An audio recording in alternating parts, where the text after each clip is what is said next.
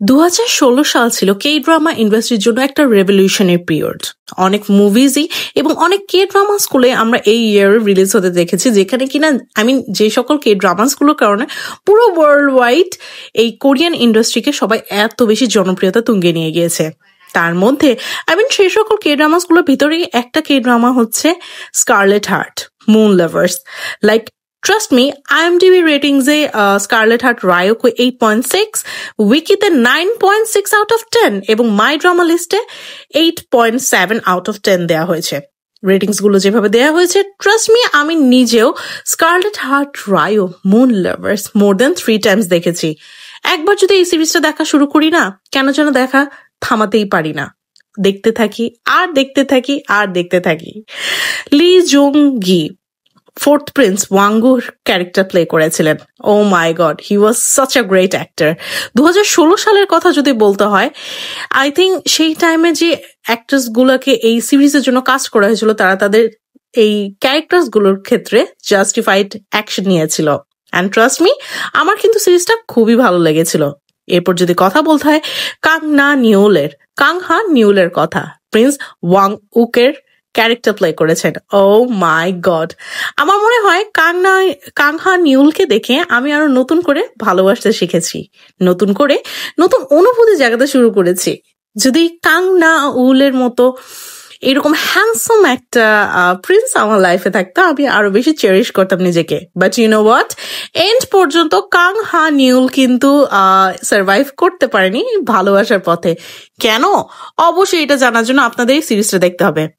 আয়ু অর্থাৎ the main lead character হেইসো এর ক্যারেক্টার প্লে করেছেন। ও মাই গড, আয়ু যেখানে কে ড্রামার পপ ইন্ডাস্ট্রির one of the greatest singer হিসেবে নিজে পরিচিত পেয়েছে, ঠিক একইভাবে ওয়েন লাইফ গিভস ইউ ট্যাঞ্জুরিনস বলেন বা হোটেল ডেল লুনা বলেন বা এই স্কারলেট হার্ট রায়োর কথাই বলেন না কেন, নিজের পারফরমেন্সের দ্বারা তিনি পুরো ওয়ার্ল্ডকে জানিয়ে দিয়েছেন যে অ্যাক্টিং এর ক্ষেত্রেও তিনি কিন্তু পিছিয়ে নেই।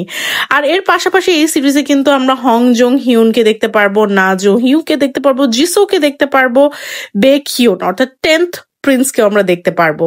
ট্রুলি স্পিকিং, এই সিরিজের মূল উদ্দেশ্যটাই হচ্ছে নতুন করে ভালোবাসার অনুভূতিটা জাগানো। কিন্তু ভালোবাসারও কিন্তু অনেকগুলো পদক্ষেপ থাকে। আপনি আপনার পার্টনারকে কতটা বিশ্বাস করেন, কতটা সাপোর্টিভ হতে পারেন এবং কোন কোন ক্ষেত্রে কোন পর্যায় পর্যন্ত তার কাছে যেতে পারেন বা তার সাথে থাকতে পারেন, অবশ্যই এটা দেখার জন্য আপনাদের এই সিরিজটা দেখতে হবে। 16টা এপিসোডের এই ড্রামা সিরিজ অসম, মাইন্ড ব্লোয়িং, সুপারহিট। এছাড়া আমি এর বাইরে কিছুই বলতে পারবো না। সত্যি কথা বলতে 2016 সালে যখন এই সিরিজটা এসেছিল, সবাই কিন্তু এটা বলেছিল যে এটার সিজন 2 আসবে মাস্ট, এবং আমি নিজেও এই সিজন 2টা দেখার জন্য অস্থির হয়েছিলাম।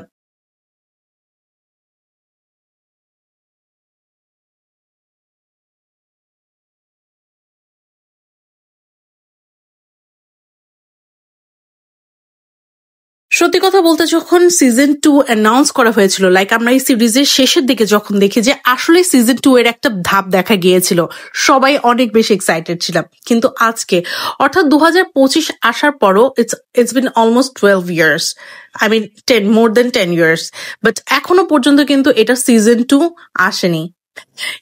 এই পুরো সিরিজটার লেখক একজন ছিলেন, জো হিউন ইয়ং। লাইক আমরা জানি যে কে ড্রামা ইন্ডাস্ট্রিতে ফিমেল লিডিং রাইটার্সরা অনেক আছেন, বাট এরপরও ও ইয়ং যেই সিরিজটা বানিয়েছেন, এটার সিজন 2 শুধুমাত্র উনি লিখতে পারতেন, বাট আনফর্চুনেটলি উনি আর এই মুহূর্তে আমাদের ভেতর নেই। That's why I think season 2টা এখনো পর্যন্ত আসেনি। বাট স্টিল, যেহেতু আমরা কে ড্রামা লাভার্স এবং কে ড্রামা ফ্যান্স, এবং সবচেয়ে বড় কথা হচ্ছে যে আমরা সবাই চাই আয়ু এবং কাংনুল, এবং সবচেয়ে বড় কথা হচ্ছে ফোর্থ প্রিন্স আর সোহিকে একসাথে দেখার জন্য। সো তাদেরকে একসাথে দেখার জন্য অবশ্যই আমাদের সিজন 2 এর ওয়েট করতে হবে, আনটিল অর আনলেস আমরা জানতে পারি যে আসলে এই জন্মে হোক বা অন্য জগতে হোক না কেন, টাইম ট্রাভেলস এর মাধ্যমেই হোক বা অন্যভাবে হোক না কেন, তারা এক হতে পেরেছে কিনা।